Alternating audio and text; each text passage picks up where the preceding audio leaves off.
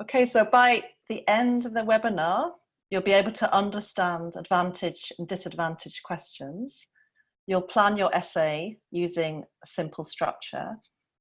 You'll be able to use linking expressions to develop your argument and use key vocabulary to describe benefits and drawbacks. Okay, so I'm going to try and make this as interactive as possible. So please, if you have any questions, I will try and answer them. Obviously, there are quite a few. It might be difficult, but as we go along, if I ask any questions, just put your answers in the box and I'll try to acknowledge you. Okay, so let's get started.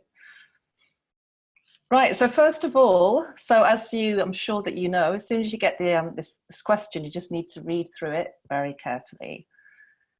So let's just read through it together. So at the present time, the population of some countries includes a relatively large number of young adults compared with the number of older people. Do the advantages of this situation outweigh the disadvantages? Okay, so first of all, you need to identify each part. So how many parts are there to this essay? 4 parts? Any other answers? Yeah, she's all saying different things. Well, really there are 2 parts because there's the statement and then there's the question. Okay, so obviously you need to understand the statement in order to answer the question.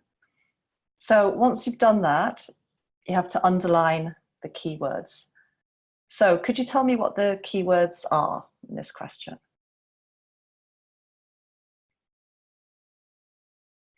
When it says keywords, it's a little bit, maybe a bit unclear because it could be key phrases. Yeah, so you're getting population, young adults, young population.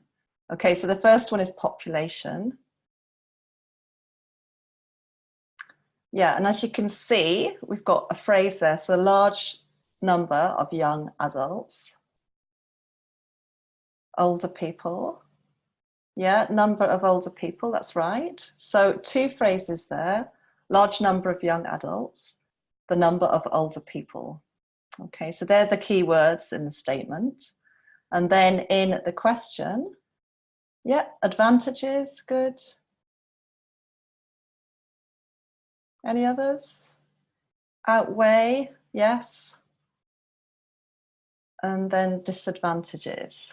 Okay, so the word outweigh, can you think of what that might mean, outweigh, or another way of saying that? Exceed, overcome, that's right, better than, surpass, good, you've got some great vocabulary there. Yeah, so you need to decide, are there more advantages than disadvantages?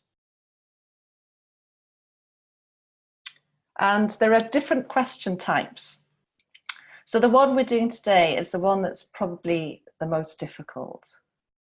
So underneath, you can see 2 other typical advantage and disadvantage question types. So the middle one is just discuss the advantages and disadvantages of this situation. So that's probably the easiest one. Okay, so if you get that one, you're quite lucky. And then the last one is similar, except you have to give your opinion as well. Okay, so the one we're looking at today is the one that is a little bit more difficult. Okay, so now if we have a look at the question, so just to repeat the question, so do the advantages of this situation outweigh the disadvantages? So first of all, you have to decide on your overall response to this question. So what exactly does that mean, your overall response?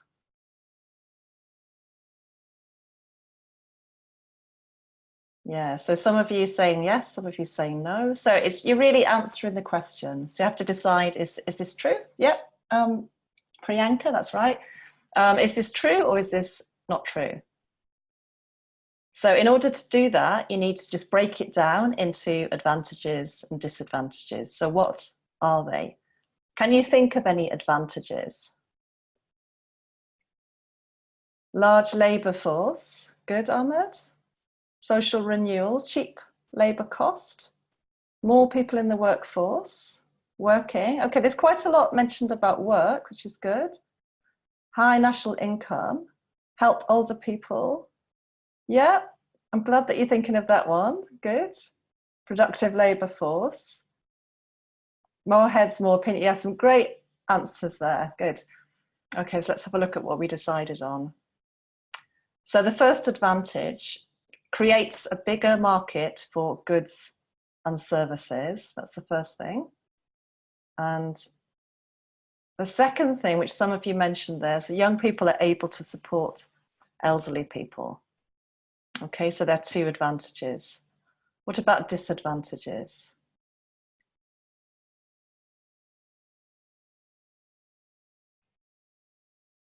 Low working speed.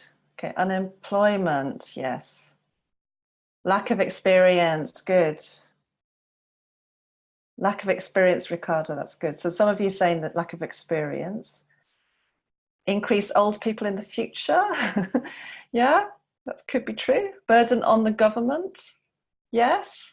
Okay, so let's see what we decided. So another way of saying that is a strain on public services. So this is a really nice collocation there. And some of you mentioned this already. So lack of jobs for young people. Okay. So then looking back at the question, do the advantages of this situation outweigh the disadvantages? Okay, what do you think now? Do you think yes or no? Yes, yes, no. Jaydeep says no. Yes, no. Okay, most of you are saying yes. So we decided yes. So it creates a bigger market for goods and services, and young people are able to support elderly people. Okay, so that's the first thing you do. You have the advantages, the disadvantages, and then you decide on your answer. Okay, so as I said before, you need to use a slightly different structure for discussing and outweighing questions. So let's just have a look at that. So first of all, this is the simplest one probably. Discuss the advantages and disadvantages of this situation. So this is what we normally do in most questions, most essays. So what do you have to do here? Paraphrase. Good, good, Ahmed. Yeah, so you all know this. Paraphrase the question. What's another? Rewrite. I was just going to say, what does paraphrase mean? Yeah, rewrite the question. And then the statement.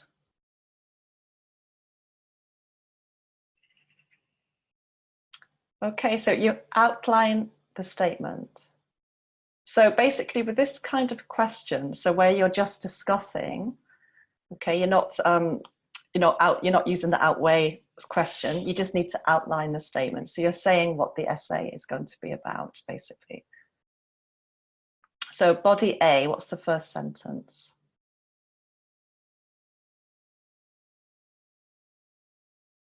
Topic sentence, that's right. And then you give one advantage. So you explain and you give examples, Hamad, are good.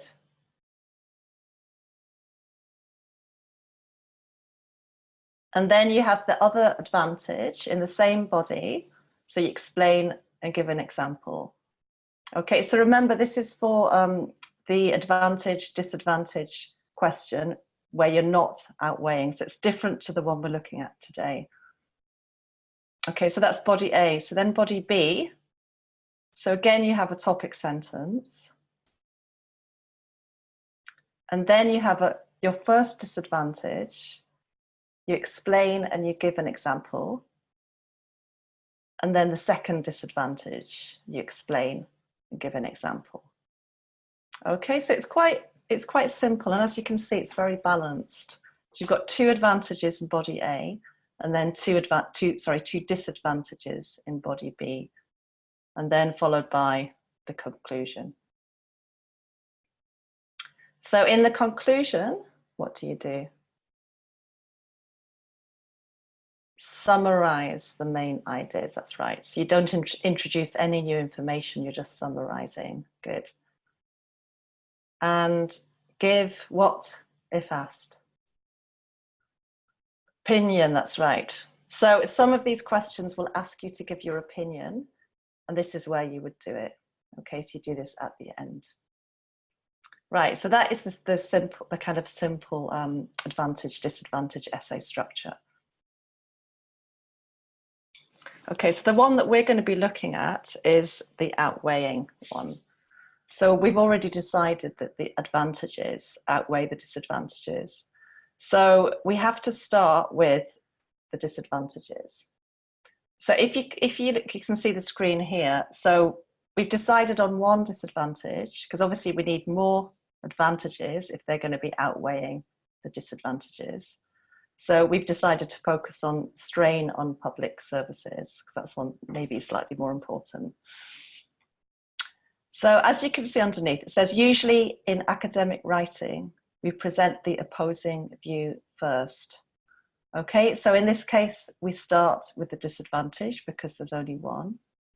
But if you think there are more disadvantages, you will start with the advantage and then the disadvantages. So for this type of essay, we would have 3 body paragraphs. A is the disadvantage in this case. B is the first advantage, and then C is the second advantage.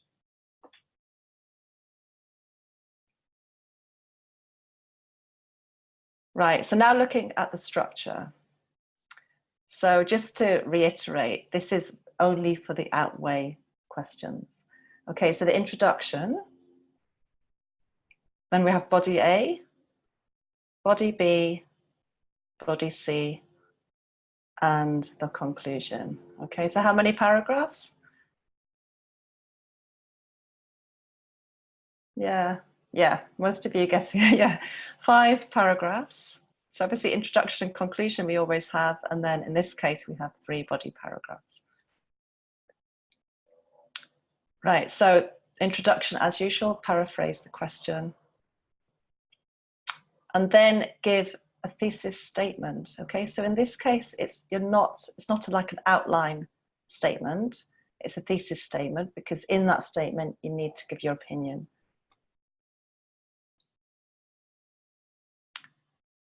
So body A, as usual, topic sentence. This is where you introduce disadvantage 1.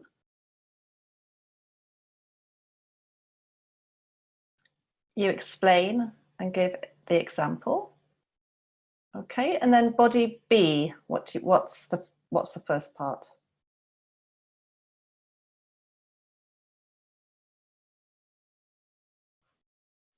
The same as 2, topic, sentence and advantage. Hamada, good. So topic, sentence, and then you introduce advantage 1, good. And then the same format as before. So you explain, you give an example. Okay, so body C will be, yes, Mona. So topic, sentence, introduce the second advantage. And then you explain and give an example. Okay, so why do you think you have, what's the benefit of having 3 body paragraphs rather than 2 for this type of essay?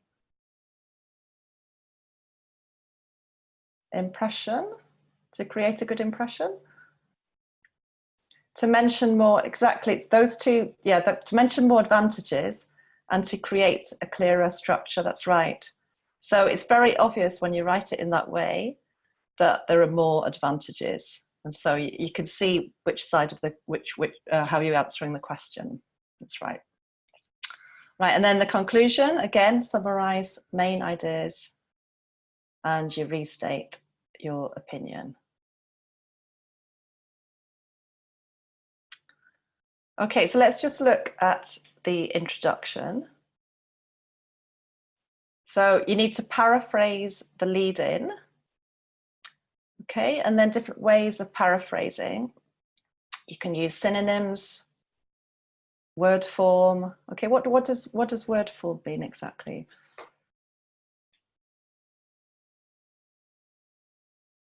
Yeah, noun, adjective, Hamada could be. So you could change a verb to a noun, or use an adjective instead of a noun or something like that. That's right. Word order, you can just change the word order of the sentence. And then voice, what does voice refer to? Active and passive, that's right. So if the question is phrased in the active voice, you can use the passive, or vice versa. That's right. Okay, so looking at the lead in to this question, in many what around the world? Nations, that's right. So you need to find a synonym for countries. So nations would work. Areas would work too. States, possibly. I mean, states is slightly different. Regions would work. Yeah, I mean, all those nations, regions, we've chosen nations here, but some of the words you're using would work too. So in many nations around the world, young, okay, a synonym for adults. Teenagers or people, yeah. People is probably, I would say, the best one there. Teenagers is very specific, so it's only up to obviously 19. Yeah, so young people is fine. Represent a large what of the population? Yeah, so a few of you are saying it, so we've chosen proportion. Some of the other words you're using are fine. Rate. Okay, so this is probably the best word to use here, a large proportion of the population.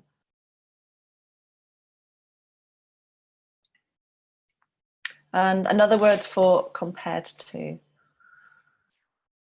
Sorry, compared with, another word for that. In contrast. Okay, in contrast is slightly different. As compared to. Okay, can you find one word that replaces this?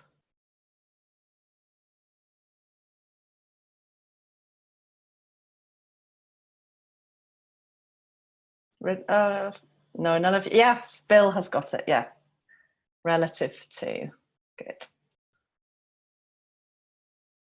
Relative to. Okay, so a synonym for older. Elderly. Yeah. Elderly people.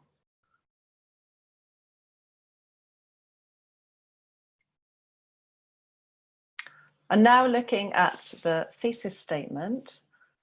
So if it was an outline statement, it might say something like this essay will discuss. Okay, because it's a thesis statement and you're giving your opinion, we're using the verb argue. So this essay will argue that the benefits of yeah, another word for young.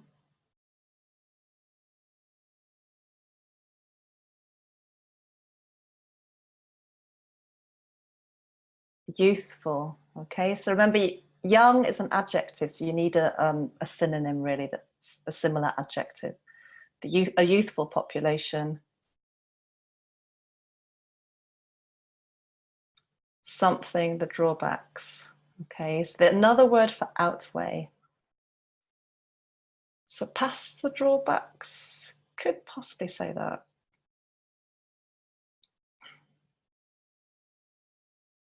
Right, this is the word we chose, so offset the drawbacks.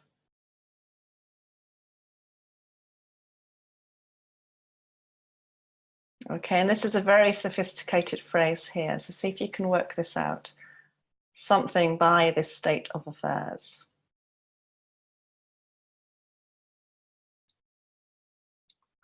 So you need a verb in here.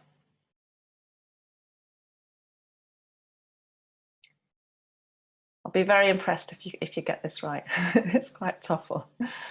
So entailed by this state of affairs. So this is probably the perfect introduction. You probably get a very, very high score for this. So entailed by this state of affairs. It's, yeah, similar to caused, Hien, that's right. Okay, and then the reasons. So as a country with a greater number of young people is better able to, okay, so thinking back to the reasons we gave before. Boost, yeah, Ahmed's a boost. Similar, it's grow its economy. Yeah, but some of the words you're using are fine. Improve is good, yes. Boost is good. Benefit, you could possibly say that. Yeah. And care for its elderly. Citizens, yes. Individuals, they're fine. Seniors, guys is a little bit informal. I would say citizens is good, residents is good. We chose citizens. People is good as well. But obviously try not to repeat words because you've got young people in the previous sentence and elderly people. So try to find a variety of different words if you can. Okay, so now looking at the body paragraph A. As you can see, we've crossed out the second reason and just we're focusing on strain on public services, which is a great collocation, by the way, to remember. Okay, so starting with the topic sentence, we've got a nice linking phrase to start this. So one commonly something disadvantage. So does anyone have any idea which word could go in here? One commonly known. Actually, that's a good one. Yes, you could say that. One commonly known disadvantage. Any others? Acknowledged disadvantage. That's good. Cited. Yeah, Abra. That's what I was looking for. One commonly cited disadvantage of a young population is that it places a greater strain on public services. So then you need to explain why. Another nice linking phrase. This is because larger numbers of young people require more something to be built to accommodate them. Any ideas of which word might go in there? Houses. Okay, it could be houses, but it's a bit broader than that. Places, infrastructure would make sense without the S. Amenities is a good one, yes. Yeah. Facilities, good, Nanda. So facilities, because that covers many different things, okay? It could be schools, homes, sports centres, so all those kind of things. Example.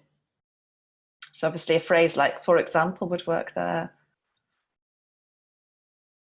The government may need to something more in the school system. Invest, Mona, good. So spend makes sense, but if you use spend, you would have to change the preposition to what? On, that's right, yes. So in this case, we're going to use invest, which requires additional public funds, makes sense, yeah, fund, taxes, spending. Yeah, so you're using the relative pronoun which turns it into a complex sentence. So you're likely to get a higher band for that kind of sentence. Right, so just have a quick look at the linking expressions. So one commonly cited disadvantage of, okay, so that's a great phrase to use, is that, this is because, for example, and which. And then useful vocabulary. So as I said before, so a strain on public services is an excellent collocation to remember. And then if you combine it with the verb to place a greater strain on public services, that is the kind of phrase that would be very useful in a lot of different essays. Also, we have the school system and additional public spending. So you often see public spending together as a collocation. And then the verb forms, so they're very simple. It's just present simple. As you can see, we've got require, and then requires again. So the verbs aren't too difficult in this essay. Okay, and then looking at body paragraph B. So the first advantage, topic sentence. Okay, so a way of just changing, just showing that you're introducing a concession, to showing that it's something quite different. You can use a word like despite. Can you think of any other expressions or words you could use here instead? However, yes, Nyeka? On the other hand, yeah, so that phrase, on the other hand, I noticed somebody had put the wrong words in that one. So it's very easy to make a mistake with that one. So just make sure you know the longer phrases, you know that they're completely correct. But yeah, on the other hand is a good phrase to use. In spite of this, that would work as well. Yes, good. Some of you are giving me phrases that kind of add information, so I'm not really looking for that. It's more something that's giving contrasting information. Notwithstanding this, that's, yeah.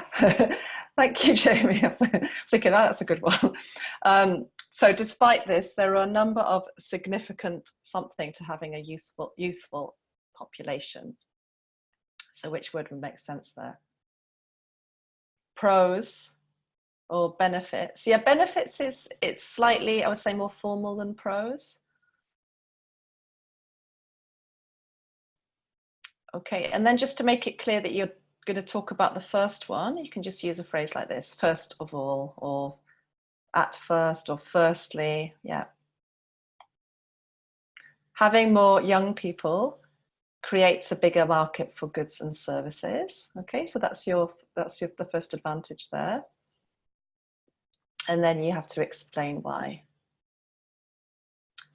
So again, we've got a linking phrase. So this helps to something. Yeah, so this is a word that some of you mentioned before. So to boost, to grow. So here we've used boost because previously we used grow. So you just need to make sure you use a different word if you've already used one of them. And then the reason, so because as young people get older, they something, essential consumer items. They need, yes, that would make sense. They need essential consumer items. I don't know if they need them.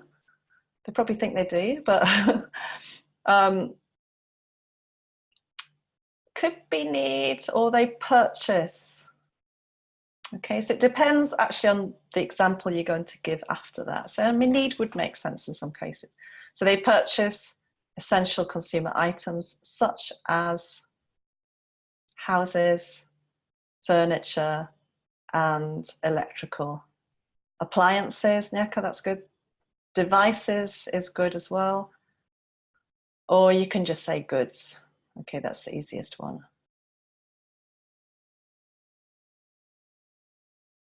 Okay, so just look at the linking expressions. So we have despite this, as I said before.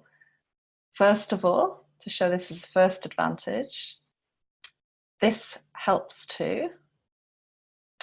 Okay, and then because, and as, and then such as well.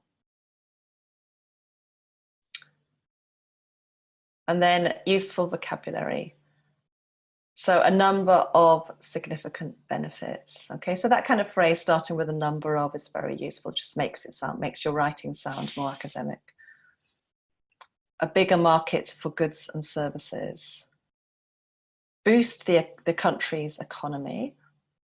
And then often, like consumer items is often collocates with essential and electric goods as well.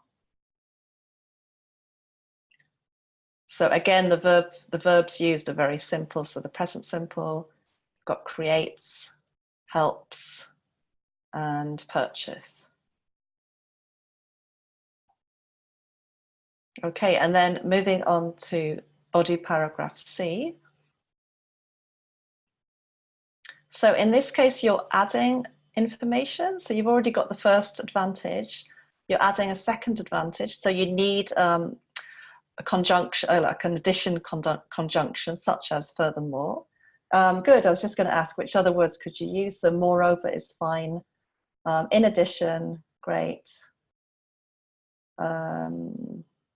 Additionally, yeah, what's more? So some of these make sense, but they're not, maybe not quite formal enough. But I would say moreover, in addition, additionally, are good. Over and above is it's fine as when you speak, but it's a little bit informal. But yeah, just a phrase like that, or word or phrase like furthermore. A large, youthful something also has social benefits. Population, good. Or demographic is a word that means the same as population. And then an explanation. As young people are able to provide care and support to their elderly parents and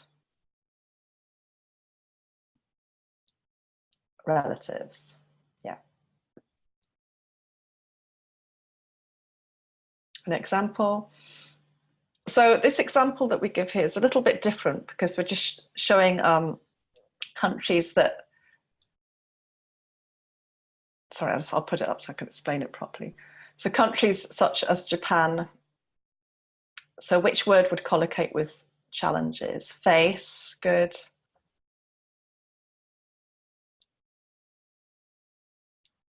In looking after their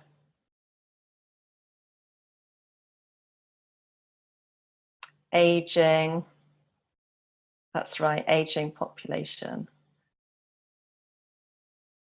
Good. Yeah, aging is probably the best word. Or older, you could say, if you haven't used that word already.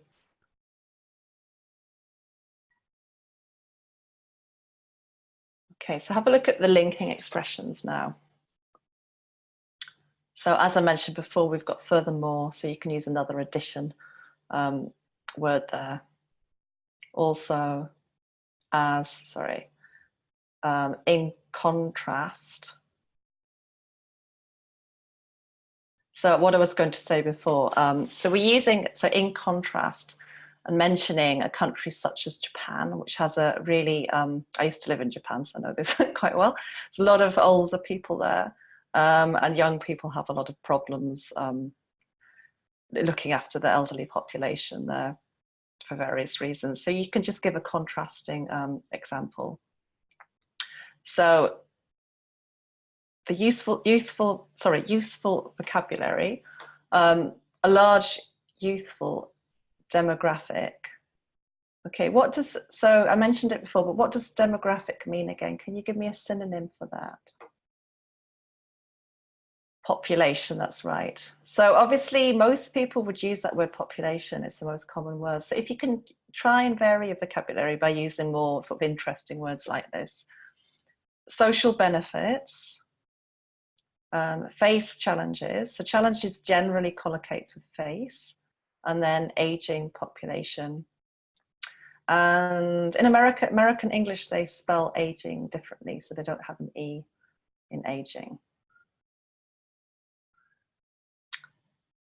So again, the verb form is present simple, factual situation. So has and are able to provide and face. Okay, and then looking at the conclusions, obviously you would start with a phrase like in conclusion. Can you give me any other examples? To sum up, that's right. To conclude, yes. To conclude, yeah, so any sort of phrase like that.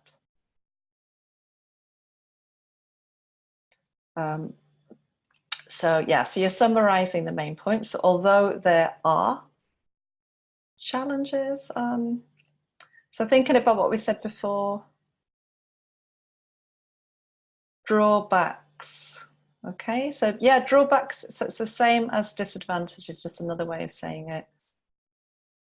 It is clear that young people can make a significant what to their country?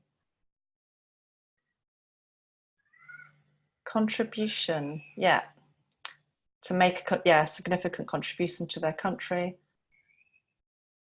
by developing the economy and providing support to older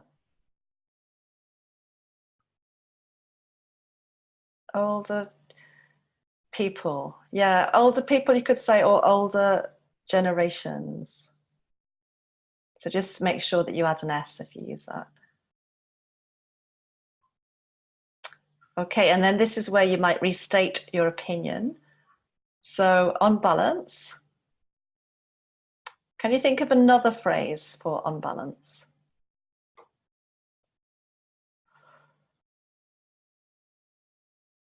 Overall, you could say there, yes. Good.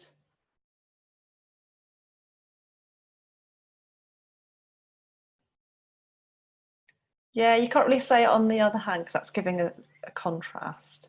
Generally, you might say in general or something like that, that would work. I would argue that having a large number of young people is what to any country? Beneficial to any country. Yes, that's right. Beneficial. Just make sure that you spell it right when you use it.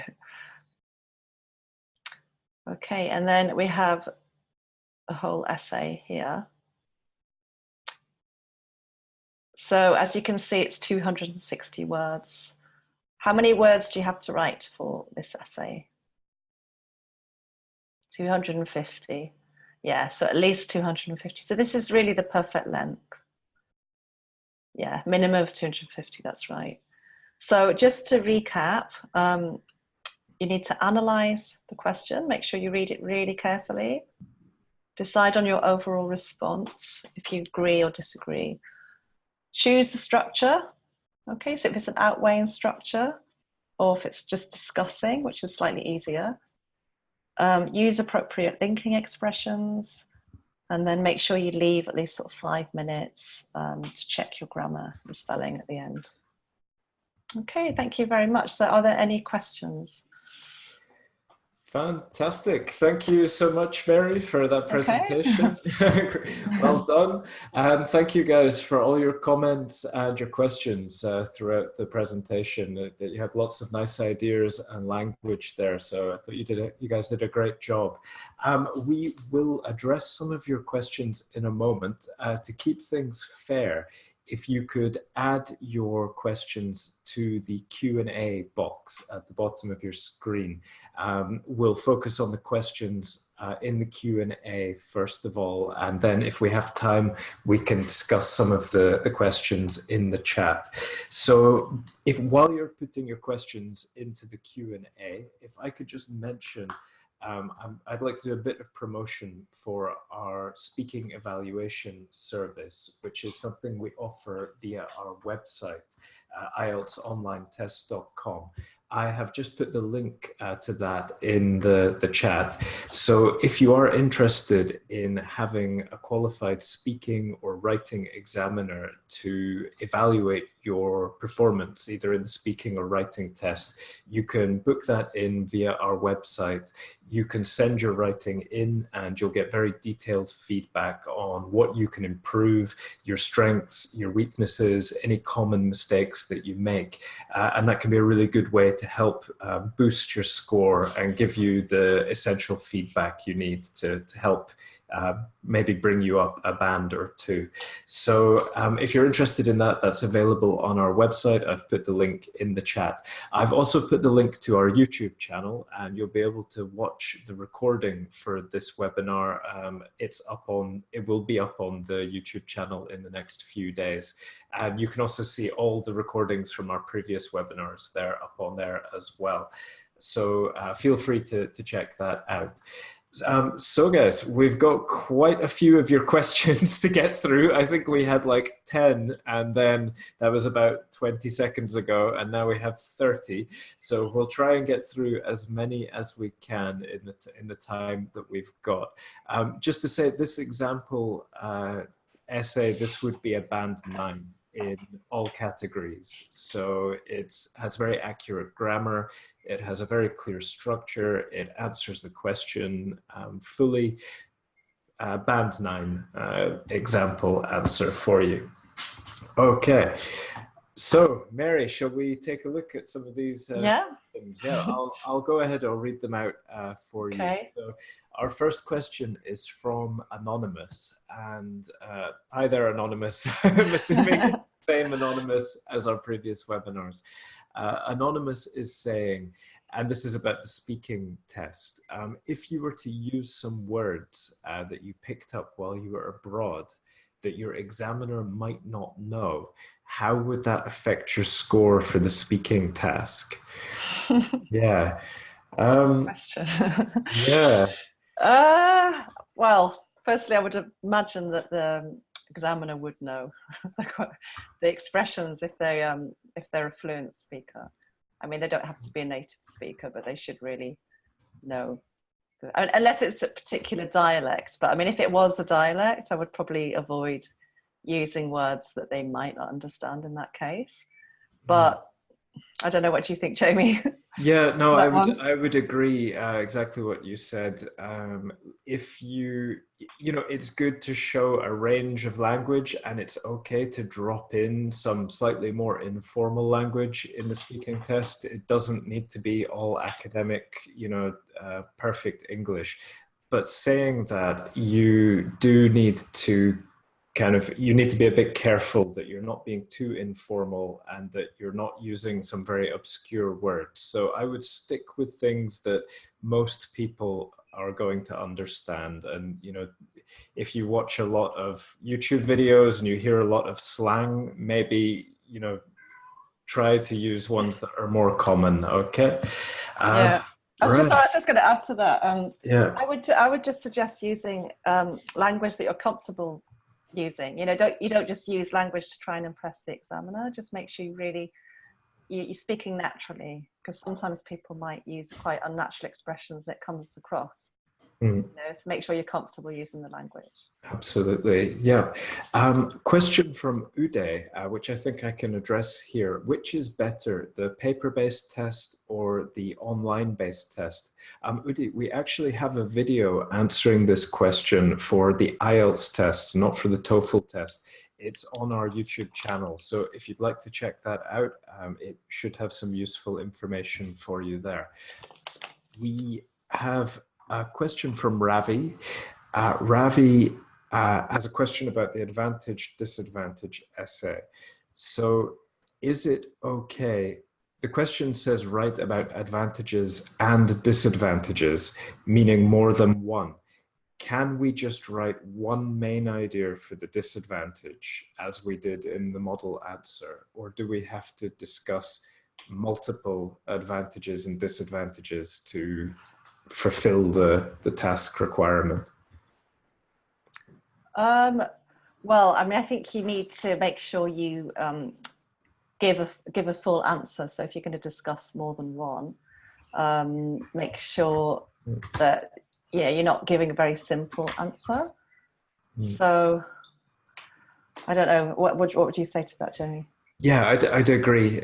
Exactly. Like, it's probably better to, if you're going, it's okay just to write one disadvantage or one advantage, as long as you fully develop the answer. And I think that would be, it's better to write one fully developed point rather than writing 2 or 3 less developed points without examples or explanations. So sometimes, yeah, I think you could probably ignore the question there and not have to give multiple examples for each one. That's in my opinion, I guess. A question from Subhash. They are saying, what if we write 4 paragraphs rather than 5? Can we explain both advantages in a single paragraph? Does writing 4 paragraphs reduce marks? So I think this is to do with, we sort of, instead of writing, we put both advantages in 2 separate paragraphs, but could we just combine them into 1 paragraph? So it's kind of body paragraph A, 1 disadvantage, body paragraph B, 2 advantages. Yeah, Yeah, I mean, I think you can do that. I just think the benefit of doing it the way we've suggested it just makes it very, very clear, not only for the examiner, but also for you when you're writing your essay, that you haven't missed anything out. But yeah, I mean, like I said, you need to make it clear to the examiner what you're saying. So I would probably do it that way, but I think if you combine them, it's fine as well. It's really your preference. Right. Yeah, absolutely. Thank you. I'm just seeing some nice feedback from Han Duong. Thank you for that feedback, Han Duong. That's really nice to hear. I'm glad you find these webinars helpful. It's always good to hear feedback from students. So thanks for that. A question from, let's see, Stephen. Yep, Stephen, the webinar will be up on our YouTube channel, so you can check that out in the next few days, okay? And another question here from Abra. Can we write 2 body paragraphs first? So the first side we support with 2 ideas, while the second paragraph have 1 weak idea and then contradict this idea. So it's maybe suggesting a slightly different structure for the advantage disadvantage essay. I think you could, but again, it's all about clarity. So it's just making it very clear that that's what you're doing, and it's all about the examiner understanding your structure.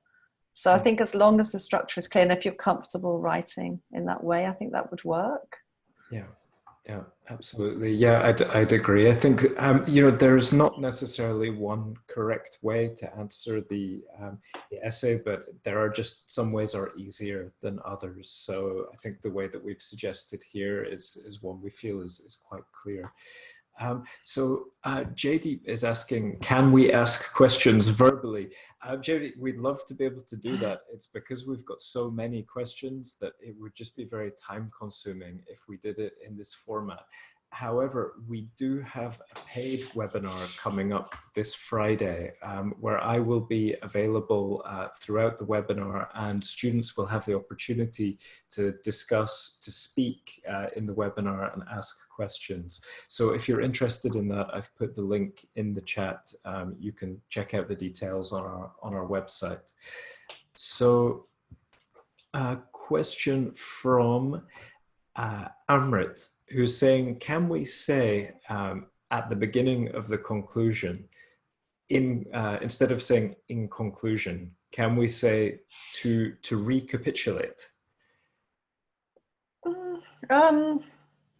Actually, I haven't heard that before, but it kind of makes sense. I mean, personally, I would probably stick to a more common phrase. I mean, I know in conclusion is a little bit too common because everyone uses that, but just maybe one that's more accepted. I mean, I think sometimes with these kind of questions, people want to be really creative and they might end up using phrases that aren't quite right. So I would just try and play it safe, I think, with those kind of expressions. Yeah, absolutely. I'd agree. I think like recapitulate almost, it has a slightly different meaning because it's like you're repeating yourself rather than kind of summarizing and giving your opinion. So not totally appropriate, I would say. Let's see, a question from, from Mona. Mona is asking, what if some of the words I used are not at the same level of English as the overall essay? Will that impact my mark? It depends. I mean, as you know, there are different criteria for marking this task. So it depends on how well you do in the other sections. But I mean, if you do well in like the task achievement and cohesion, coherence, it shouldn't make too much of a difference. And also, I think the odd word, I think students can get caught up on, making a mistake, like the odd mistake. So they maybe use the wrong word or spell something wrongly, and they get worried about that. It really doesn't make a huge amount of difference. Yeah, I don't think. I'd agree. Essam is asking, should I write my opinion at the end of the essay? Well, I mean, when we looked at the structure before, so the opinion was at the end, so you're kind of restating it. So you're giving it in the thesis statement anyway, and then you're sort of restating it as well at the end. Yeah, definitely. I think depends on the essay type for sure. So guys, I can see a lot of questions here, and I know we're probably not going to have enough time to get through all of them today because we do have so many. But what you can do if we don't get round to your question, on our YouTube channel, there are many videos, and the video for this webinar will be up as well in the next couple of days.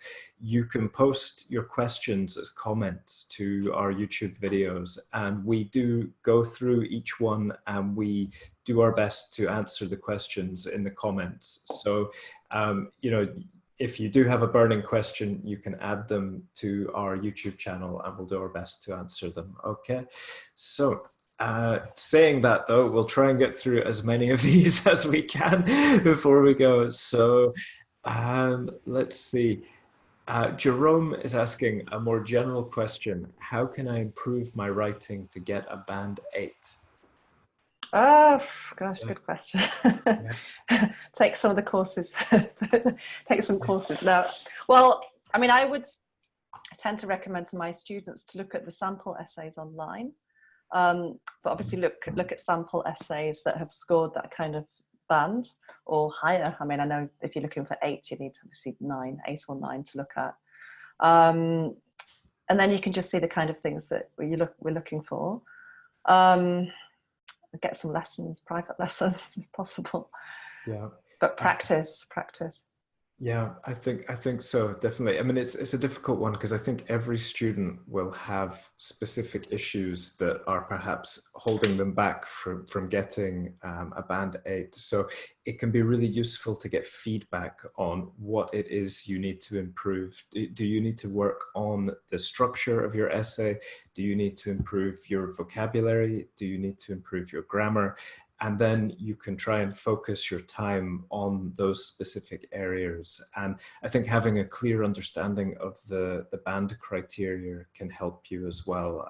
You know, how accurate do you need to be? What kind of range of vocabulary do you need to use? So yeah, but feedback can really help you with that.